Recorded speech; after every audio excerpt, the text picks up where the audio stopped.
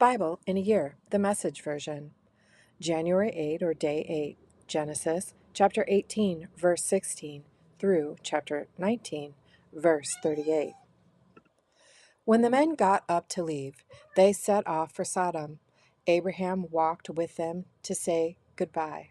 Then God said, "Shall I keep back from Abraham what I'm about to do? Abraham is going to be a large and strong nation. All the nations of the world are going to find themselves blessed through him. Yes, I've settled on him as the one to train his children and future family to observe God's way of life, live kindly and generously and fairly, so that God can complete in Abraham what he promised him." God continued, "The cries of the victims of Sodom and Gomorrah are deafening. The sin of those cities is immense. I'm going down to see for myself, see if what they're doing is as bad as it sounds. Then I'll know." The men set out for Sodom, but Abraham stood in God's path, blocking his way. Abraham confronted him. "Are you serious? Are you planning on getting rid of the good people right along with the bad? What if there are 50 decent people left in the city? Will you lump the good with the bad and get rid of the lot? Wouldn't you spare the city for the sake of those 50 innocents? I can't believe you do that. Kill off the good and the bad alike as if there were no difference between them. Doesn't the judge of all the earth judge with justice?" God said, "If I find 50 decent people in the city of Sodom, I'll spare that place just for them." Abraham came back. "Do I, a mere mortal, made from a handful of dirt, dare open my mouth again to my master? What if the 50 fall short by 5? Would you destroy the city because of those missing 5? He said, "I won't destroy it if there are 45. Abraham spoke up again. "What if there are only 40 found? Neither will I destroy it for 40. He said, "Master, don't be irritated with me, but what if only 30 are found?" "No, I won't do it if I find 30. He pushed on. "I know I'm trying your patience, Master, but how about for 20? "I won't destroy it for 20. He wouldn't quit. "Don't get angry, Master. This is the last time. What if you only come up with 10? For the sake of only 10, I won't destroy the city." When God finished talking with Abraham, he left, and Abraham went home. The 2 angels arrived at Sodom in the evening. Lot was sitting at the city gate. He saw them and got up to welcome them. Bowing before them, he said, "Please, my friends, come to my house and stay the night. Wash up. You can rise early and be on your way refreshed." They said, "No, we'll sleep in the street." But he insisted, wouldn't take no for an answer, and they relented and went home with him. Lot fixed a hot meal for them, and they ate. Before they went to bed, men from all over the city of Sodom, young and old, descended on the house from all sides and boxed them in. They yelled to Lot, "Where are the men who are staying with you for the night? Bring them out so we can have sport with them." Lot went out, barring the door behind him, and said, "Brothers, please don't do that vile thing. Look, I have 2 daughters, virgins. Let me bring them out, and you can take pleasure with them. Please don't touch these men. They're my guests." They said, "Get lost. You drop in from nowhere, and now you're going to tell us how to run our lives? We'll treat you worse than them." And they charged past Lot to break down the door. But the 2 men reached out and pulled Lot inside the house, locking the door. Then they struck the men blind who were trying to break in, both leaders and followers, leaving them groping in the dark. The 2 men said to Lot, "Do you have any other family here? Sons, daughters, anybody in the city? Get them out of here. And now, we're going to destroy this place. The outcries of victims here to God are deafening. We've been sent to blast this place into oblivion." Lot went out and warned the fiancés of his daughters, "Evacuate this place. God is about to destroy the city." But his daughters' would-be husbands treated it like a joke. At break of day, the angels pushed Lot to get going. "Hurry, get your wife and 2 daughters out of here before it's too late and you're caught in the punishment of the city." Lot was dragging his feet. The men grabbed Lot's arm and the arms of his wife and daughters. God was so merciful to them and dragged them to safety outside the city. When they had them outside, Lot was told, "Now run for your life. Don't look back. Don't stop anywhere on the plain. Run for the hills, or you'll be swept away."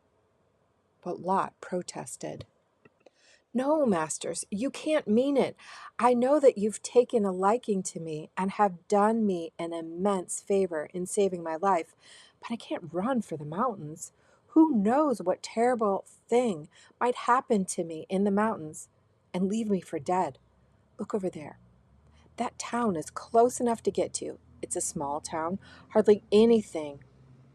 Let me escape there and save my life. It's a mere wide place in the road." "All right, Lot. If you insist, I'll let you have your way, and I won't stamp out the town you've spotted. But hurry up. Run for it. I can't do anything until you get there." That's why the town was called Zor. That is, small town. The sun was high in the sky when Lot arrived at Zor.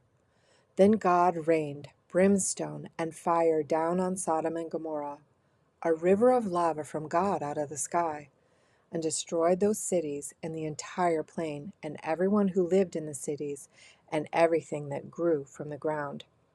But Lot's wife looked back and turned into a pillar of salt.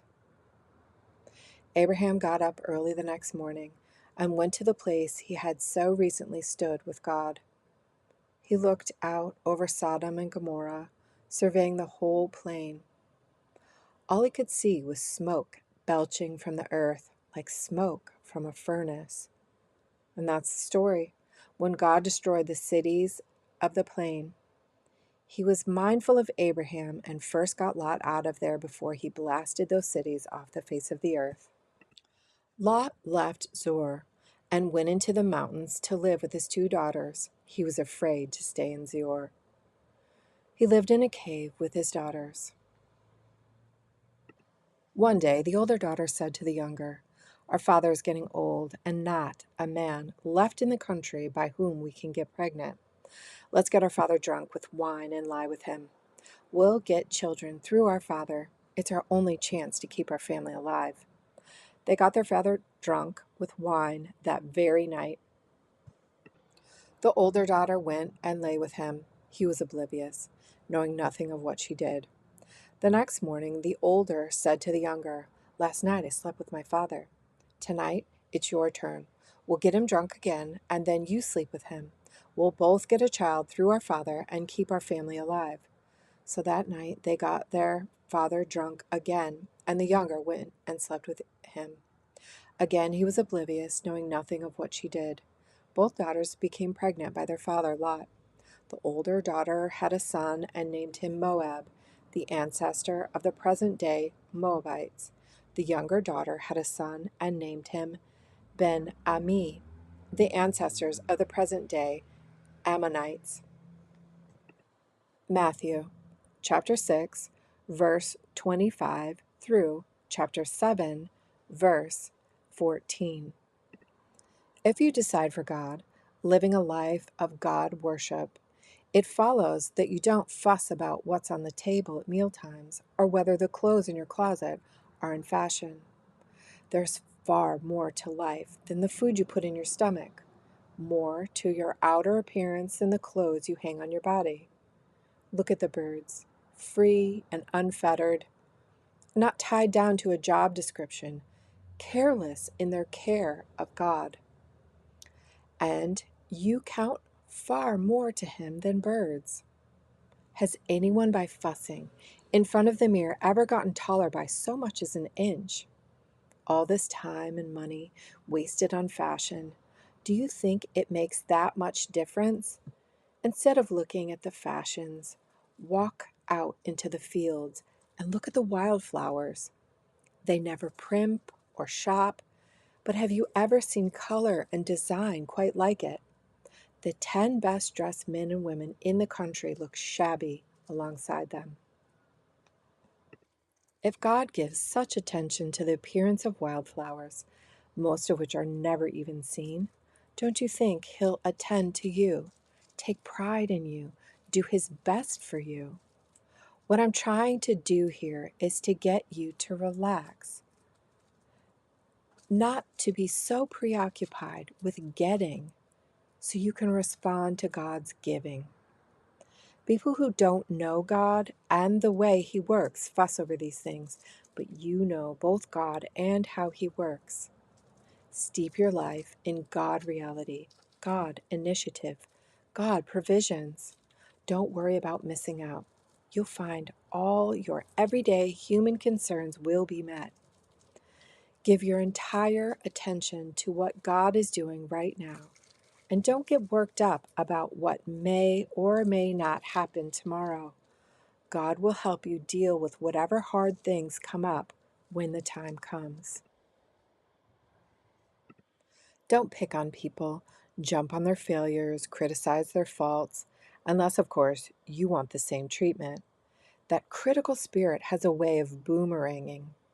It's easy to see a smudge on your neighbor's face and be oblivious to the ugly sneer on your own. Do you have the nerve to say, "Let me wash your face for you," when your own face is distorted by contempt? It's this whole traveling roadshow mentality all over again, playing a holier than thou part instead of just living your part. Wipe that ugly sneer off your own face, and you might be fit to offer a washcloth to your neighbor. Don't be flip with the sacred. Banter and silliness give no honor to God. Don't reduce holy mysteries to slogans. In trying to be relevant, you're only being cute and inviting sacrilege. Don't bargain with God. Be direct. Ask for what you need. This isn't a cat and mouse hide and seek game we're in. If you have a child that asks for bread, do you trick him with sawdust? If he asks for fish, do you scare him with a live snake on his plate? As bad as you are, you wouldn't think of such a thing. You're at least decent to your own children. So, don't you think that God, who conceived you in love, will be even better? Here is a simple rule of thumb guide for behavior.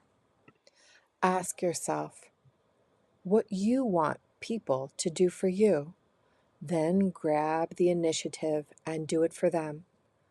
Add up God's law and prophets, and this is what you get. Don't look for shortcuts to God. The market is flooded with surefire, easygoing formulas for a successful life that can be practiced in your spare time. Don't fall for that stuff. Even though crowds of people do, the way of life to God is vigorous and requires total attention. Psalm chapter 8, verse 1 through verse 9. A David psalm. God, brilliant Lord, yours is a household name. Nursing infants gurgle choruses about you. Toddlers shout the songs that drowned out enemy talk and silence atheist babble.